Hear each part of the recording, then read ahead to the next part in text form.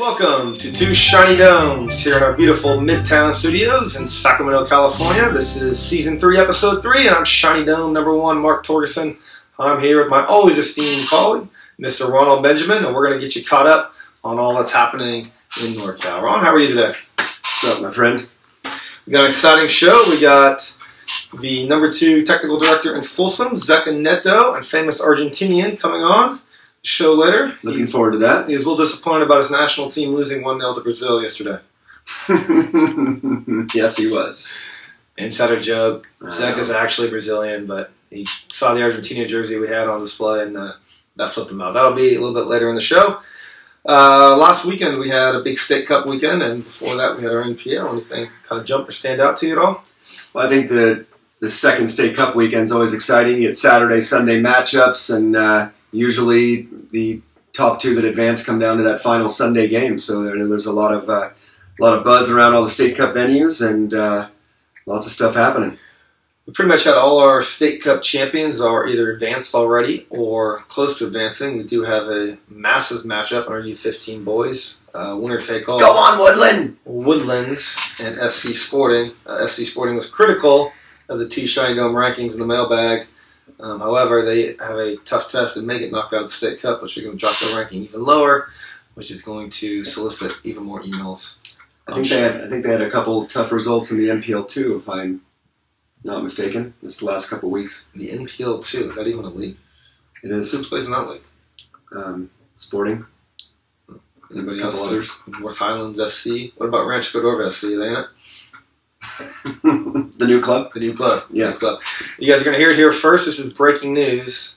San Juan. By the way, San Juan, is that even like a, what is that? Like a suburb, a city? I don't know. I have no idea. I think, no. Anyways, we heard Zeca is going to announce officially that they're going to change their name to Rancho Cordova United. Their colors will now be gray and pink.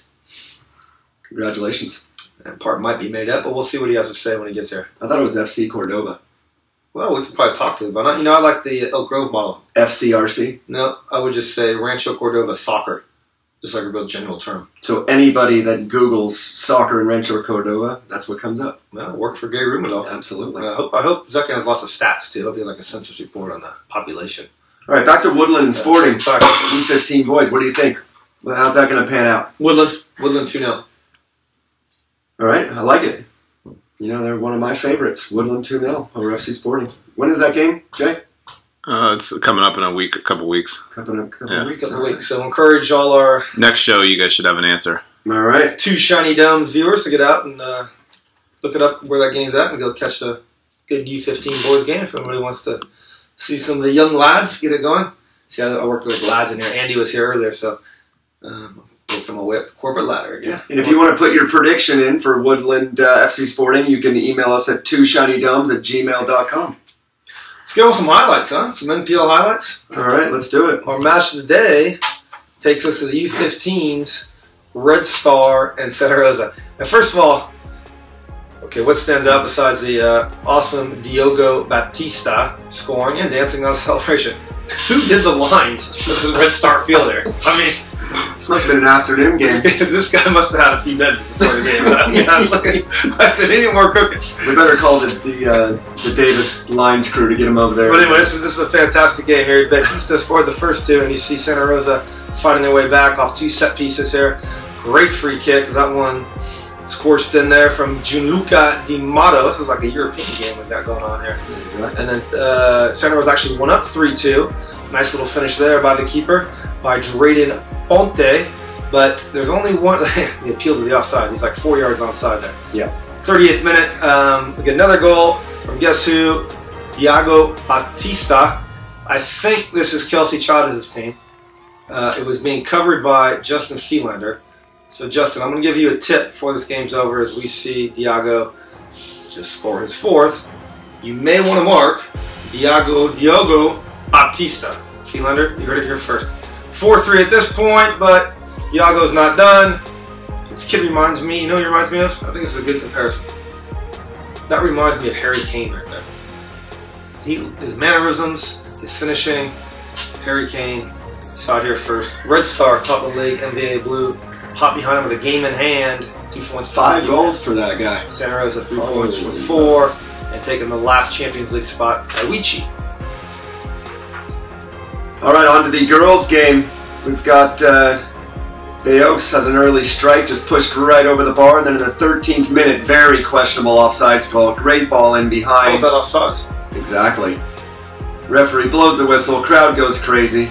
She was onside by like 4 yards. Here's a Seha breakaway. Keeper does very, very well to keep the game scoreless. Wasn't the best strike.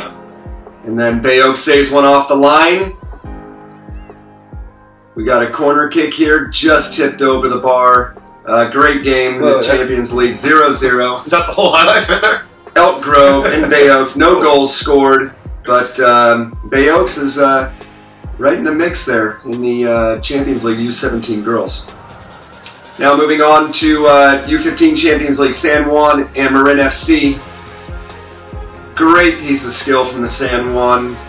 Susanna Long, take it off her chest, classy finish outside of the left. San Juan had a barrage of opportunities in this game. Marin FC barely held on. Ball off the bar here. Now this is the questionable moment here. San Juan gets end line, plays the penalty spot. Ball gets played across the face of goal. Little good framing, tapped in, but here's the replay. She's offside by 4 yards. The other one was onside. That one's offside. Credit to Kevin Goff with great video material. Standing behind the goal. Look at, she runs off like she's got it, and the keeper says, Yeah. Well, she's behind the keeper too. Great save towards the end of the game. Fantastic save. By the Marin FC goalkeeper. Then in the 71st minute, great piece of skill here. Into the upper corner. That's Lauren Summers. Upper V, far post. Late equalizer. 1-1. I think Marin stole a result in that game. That was an exciting game, actually. Yeah, it was. So we got San Juan, Marin FC, Clovis, and MBLA Barcelona White, along with Santa Rosa rounding out the top 5. I got a funny story. I was coaching a game in Marin covering. We just won, and I'm sitting on the bench by myself. And this lady comes up to me and she goes, "I need to talk to you." And I go, I don't know any of these parents on this team. If you come to complain about playing time, I was just ready to like jump up. And she goes, "I got some material for 2 shiny domes." And I just started cracking up. And Janet, awesome. She was the manager of the U18 team, Marin, and her daughter plays on that team. And she wanted to say, is it Kelstein? Who am I thinking of? Tyler Gottschalk. Tyler Gottschalk. They didn't have any corner flags at Marin, so he had to walk around right before the game with the referee and put the cones down. Well, you know they can't afford any corner flags there in Marin. They play Marin Academy or somewhere like that. It's a beautiful brand new field. $90,000 to go to school there, but can't get corner flags. Someone didn't have the keys to the shed, obviously. And then the ref kept yelling at them all game, too. Just for the Champions League game? Champions League game, yeah. Cones for corner flags. Corner flag. Have to write you up, Tyler. All right. Where are we at? I think you're going now. We're going to be right back in a second with our interview with Rancho Cordova's own Zeca Neto. Very excited. See you in 1 minute.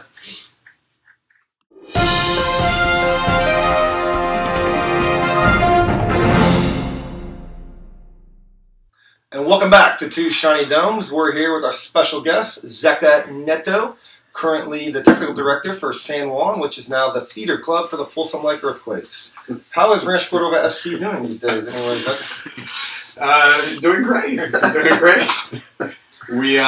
We actually just we're no longer now in Folsom, so you gotta get your facts right. But now we actually just got done building a complex in Cordova.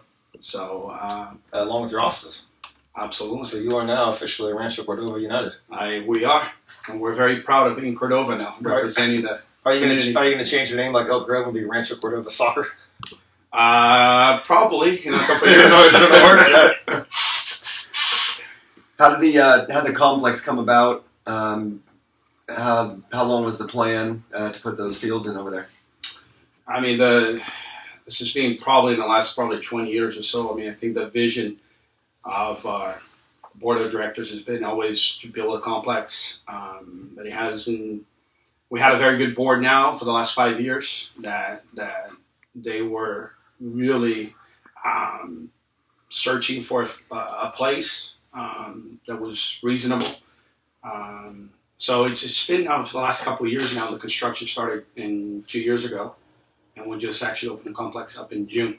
So it's been amazing having your own complex and being able actually to watch all of our teams train at the same time and create sort of a club culture. So offices are on site? Offices are at the futsal facility, which is 2 blocks away from the complex. Oh, it's 2 blocks away. Okay.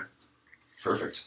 First of all, we got a little mixed up. We obviously brought Argentina. I noticed that. I noticed that. We didn't realize that Argentina and Brazil are different places. And I don't know if you watched the game apparently, I usually watch second division soccer. Apparently, Brazil beat Argentina. I was busy watching USA Peru because, we're Americans. How was that? Unlike the, it was a decent 1-1 draw. Gave away a late one in the last couple of minutes there. Do they have a coach in? He should be the coach. Dave Sarachan should get the job. He's not going to, but he should. This is breaking news here. Berhalter's getting a job, just FYI. Should have it. Anyway, back to San Juan, and congratulations on being the number 2 club in Folsom now. It's an awesome achievement for you guys. Every time, I'm not a big social media guy, but every time I go on, it just gets blown up with San Juan. Can you explain why your Instagram is so annoying? So we're trying to follow actually what Plaster has done for the last year, or what Davis is doing now, creating hashtag turf is better than grass. Is that how it goes now? Yeah, we'll see. We'll see about that come June, July, and August next year. When the poor little girls' cleats are melting off the bottom of their feet. Absolutely. So it's something that has been one of the goals for the club actually to promote a little bit what we're doing within the club. Hey, you're doing a great job because it posts up every 3 seconds. So it's something new. It's who's the new coach? It's Bernardo having a baby celebration. We hit a ball and pick there. Oh my God, that's really what I want to see. It's awesome. So much fun. How is it taking over from a legend like Billy Whistle? No comment. How much stuff do you have in your garage? No comment. Ron asked the boring questions. Like Rubendahl had a whole census report out about the number of people in the garage. Maybe the last one for me, but okay, this is a serious question for me. Your boys program used to be really good, now it's bad. Do you guys actually care about boys soccer over there? Or are you a complete girls club? We care about boys and girls as much as, and we've been making a push obviously with the boys side to bring what it used to be 10 years ago. So Sasha Victorine, Kugo, who else? I'm missing a bunch of good players there. Steve Cronin, DJ Kaunis. That came through the ranks. Mm-hmm. Yeah, Patrick Ayani. So there's been a lot of boys. So we actually we added a lot of good staff this year. I mean, one that obviously Matt McDougall, that we love, came from Placer. He's excited to be part of our club.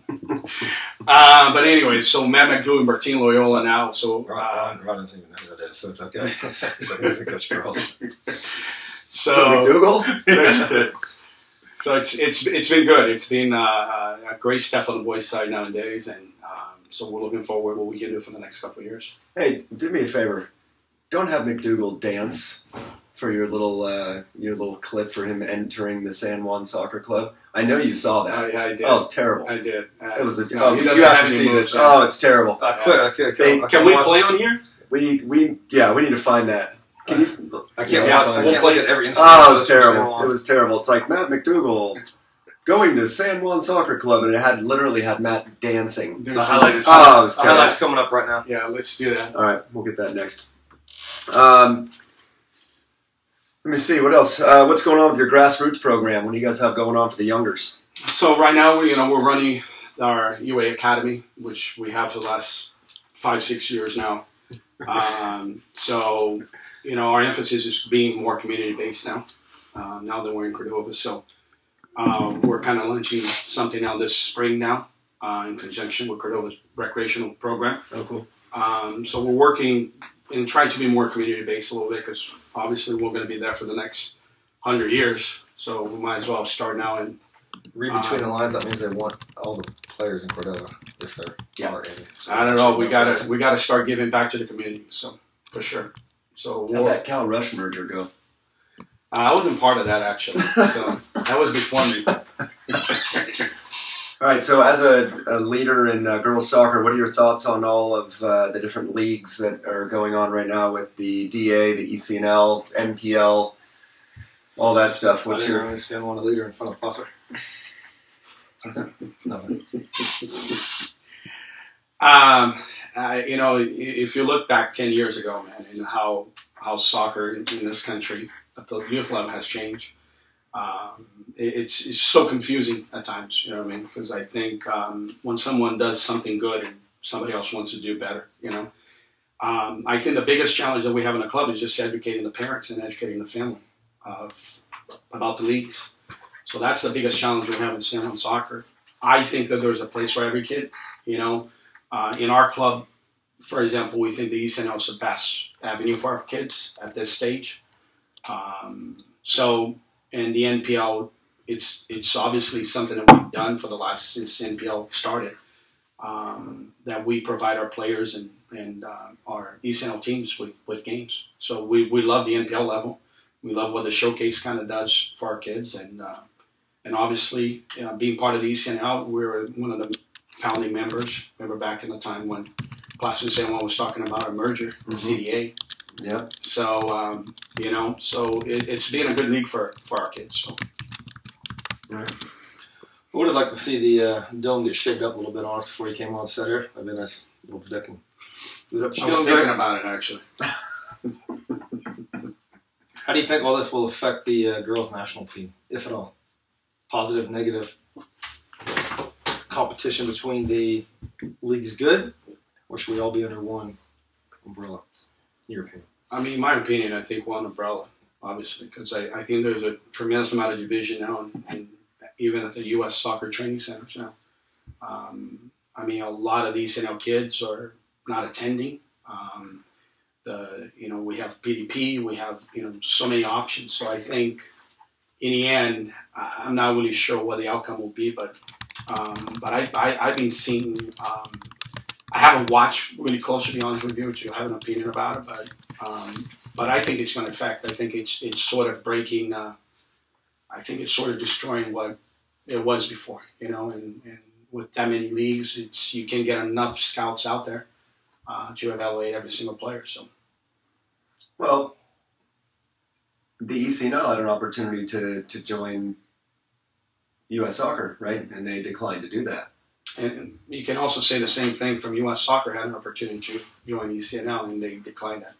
Well, U.S. Soccer is the governing body. Why would they want to play second fiddle to the ECNL when they're the head honcho? I mean, I think the ECNL, when you have a product that works, you know, and there's a model there, why change it? And governing bodies don't necessarily run leagues; they govern the leagues.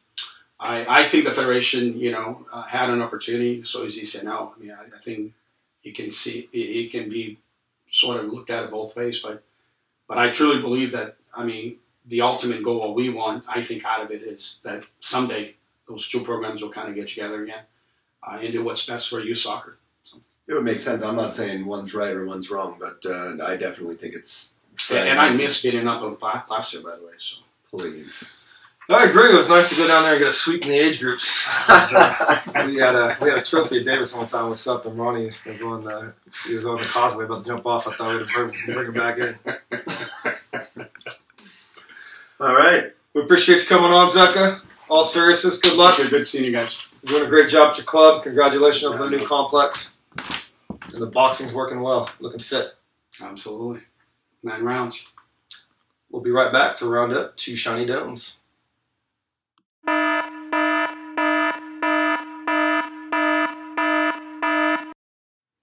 This is Torg's Rant. I'm Mark Torges, and I'm going to tell you how it is. Ron, move over a little bit. I'm going to talk to you guys out there about rescheduling your games, about emailing tournament directors, about emailing league directors, because you can't play on a Saturday afternoon or a Sunday afternoon. Let me tell you something. Soccer is meant to be played on Saturday afternoon. You don't schedule yourself on Monday at 12 because you have things to do. Tuesday at 2? No. Saturday? Yes. You signed up to play competitive soccer, and the team says you're playing at 9 o'clock on Saturday morning. That's when you show up and play. You don't say, oh, I'm missing Julie, I'm missing Chris. Those happen to be your best players. You know what? Deal with it. Get some players from the second team and show up and play your match. If you're not that good and you get beat, take it like a man deal with it, and go and get the next weekend. Coaching guys who do 2 teams, I don't want to hear about your tournament. I set your schedule up, one game after the other, and your manager's complaining that you don't have time to take a leak in between your games. And you can't play at 8 o'clock in the morning. Well, guess what? It's light at 8 o'clock in the morning. It's not light at 8 o'clock at night. If you can't play on Saturday, go to bowling on Thursday night. That's Torg's rant. Easy, buddy. Easy, buddy.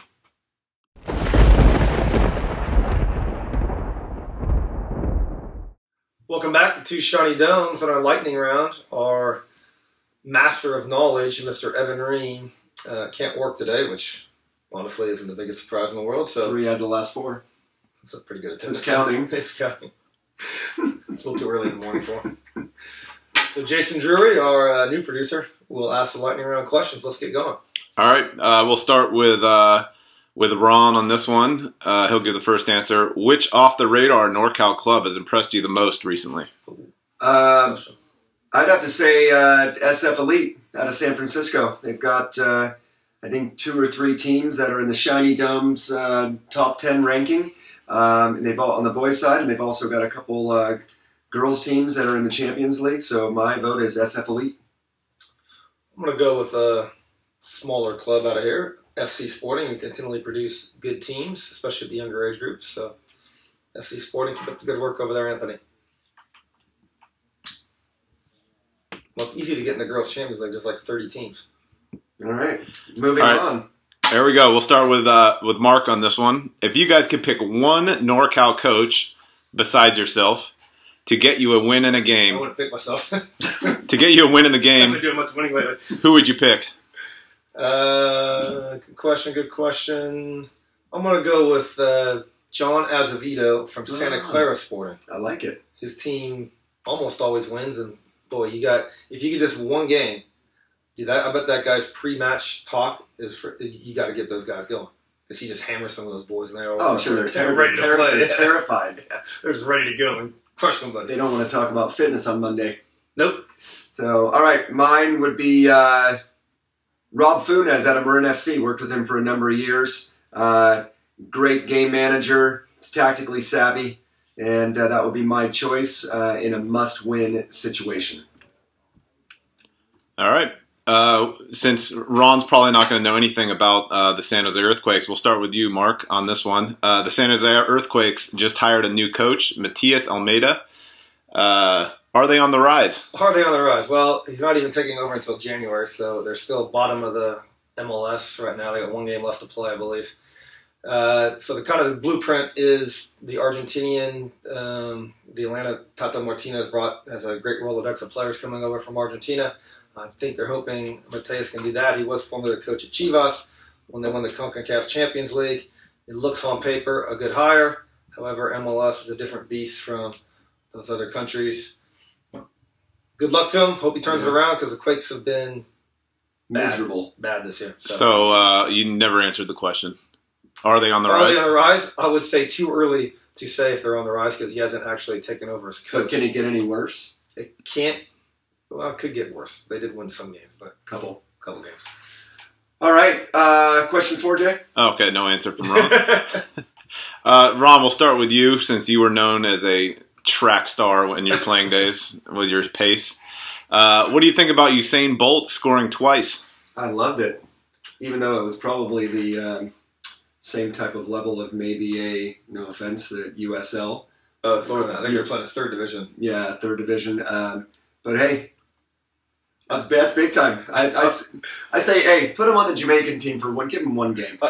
You know, it's great. I wonder if he goes to the coach. He goes, "Hey, boss, how do you want me to play? You want me to run in behind or check back?" Yeah, I don't think he even gave that as an option. What do you think? What do you think when you're defending? Hey, coach, should we play a high line against these guys? Yeah. Oh my God! Did you watch any of the highlights? Yeah, the first goal was nice. Second one, the goalkeeper and defender got messed up and he tapped it in. The second one was a good goal. Could he play for the Republic? Ooh, Could he? I don't know. I don't know if I saw enough. I just saw 2 highlights. It'd be a weapon. Absolutely, especially when you're losing. The Republic are doing well though. Bolt long. Yeah, I don't know if you want to bring them in now. They're starting the playoff run next weekend. What do you got in the mailbag for us? We have from Colin. He was watching the the last show with his daughters who play in the U14 and U16 MPL Champions League. And Mark made a comment. I guarantee you that when you watch the girls, you will not see celebrations like that. That's passion right there. I think you owe all these girls that watch an apology of some sort. Ron, maybe we can start with you. What are your thoughts? You know, to be honest with you, I thought it was a very rude comment. Uncalled for. I've seen many goals scored in the female game, and their celebrations are just as good. And yeah, they are. That's 100% a lie. No, absolutely. Send in your goal celebrations and let us judge for yourselves, because I haven't seen them. But if you talk the talk, walk the walk, let's see those goal celebrations. That it? Mailbag? That's it for the mailbag. Colin, I did my best, man. But I agree with you. TwoShinyJones@gmail.com. Send them in. Until next time, I'm Mark Torgerson. Ron Benjamin. It's been great.